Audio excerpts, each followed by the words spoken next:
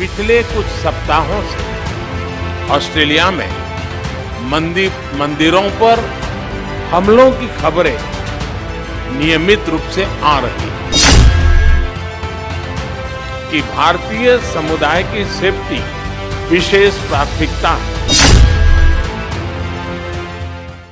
अब ऑस्ट्रेलिया में दूसरा सबसे बड़ा इमिग्रेंट समुदाय है। ये इंडियन कम्युनिटी ऑस्ट्रेलिया के समाज और अर्थव्यवस्था में उल्लेखनीय योगदान दे रहा है। यह खेद का विषय है कि पिछले कुछ सप्ताहों से ऑस्ट्रेलिया में मंदिरों पर हमलों की खबरें नियमित रूप से आ रही है। स्वाभाविक है कि ऐसे समाचार भारत में सभी लोगों को चिंतित करते हैं, हमारे मन को व्यथित करते हैं।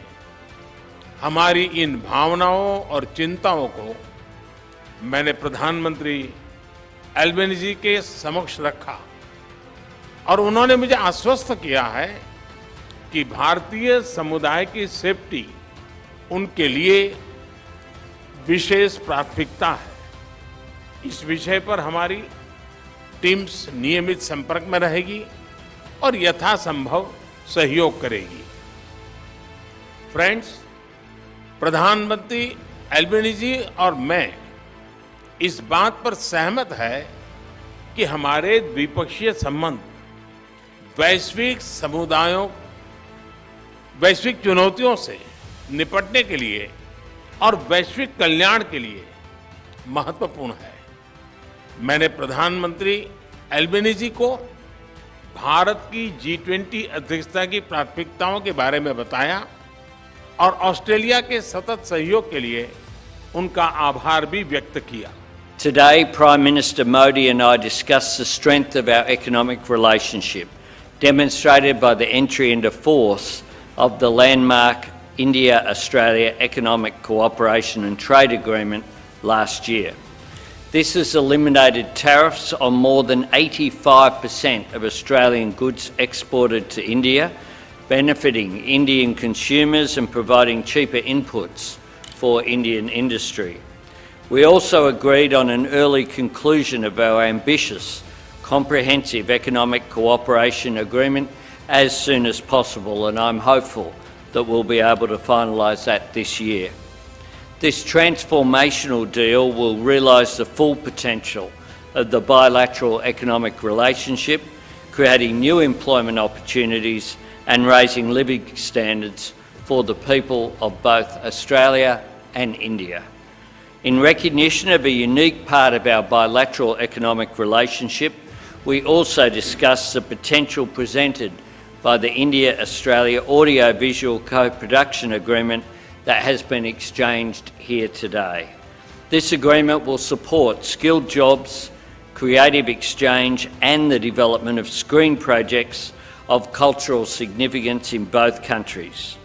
Prime Minister Modi and I also discussed the urgent need to address climate change and support the implementation of the Paris Agreement.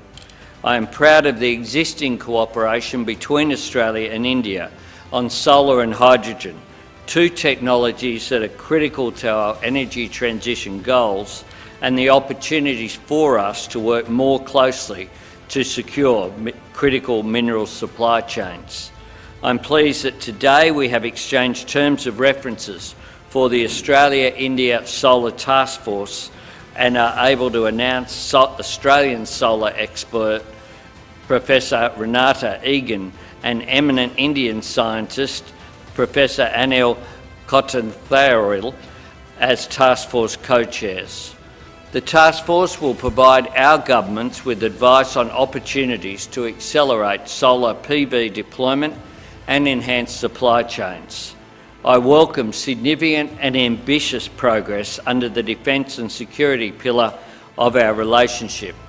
Prime Minister Modi and I discussed the increasingly uncertain global security environment and committed to strengthening the Australia-India Defence and Security Partnership to address shared challenges and work towards an open, stable and prosperous Indo-Pacific.